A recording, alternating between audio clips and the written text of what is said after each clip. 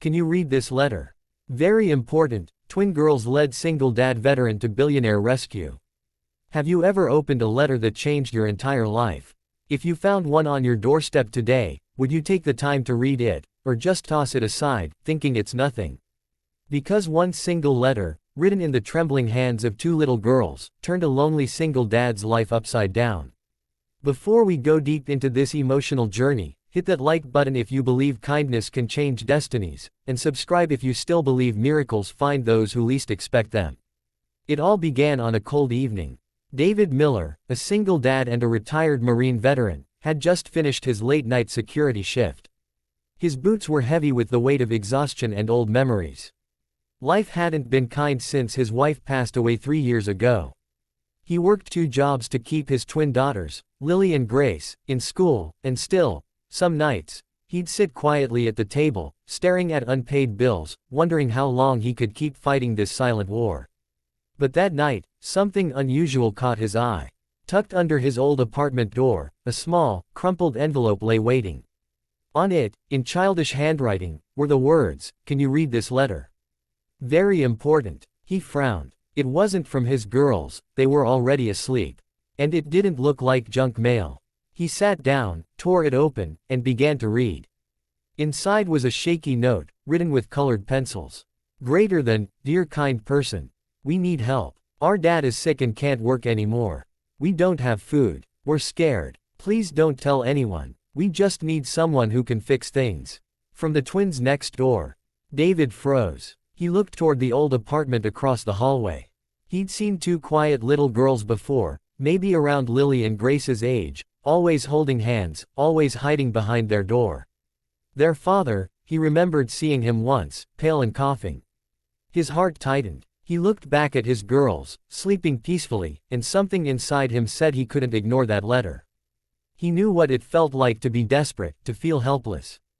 Without another thought, he grabbed his coat and walked across the hall. He knocked gently. "Hello. It's David, your neighbor." For a moment, silence. Then the door creaked open just enough for 2 tiny faces to peek through, tear-streaked, trembling. "Did you read our letter?" One of them whispered. "I did," David said softly. "Can I come in?" Inside, the apartment was cold and nearly empty.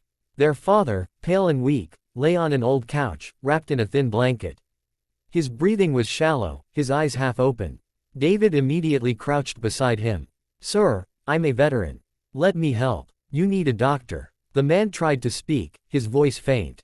No hospitals. I can't pay. I've lost everything. My company, gone. My wife left. I just wanted to give them a chance." David placed a hand on his shoulder. "You don't need money to deserve help." Within an hour, David made calls, his old Marine buddies, a local veteran charity, even his church. They gathered blankets, food, and a nurse.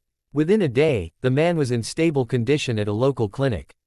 The twins, holding David's hands, wouldn't stop whispering, "Thank you." Over the next few weeks, David and his daughters visited often. The 2 pairs of twins became inseparable.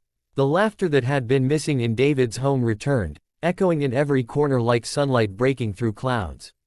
Then one morning, as David arrived at the clinic, he found the man sitting upright, stronger.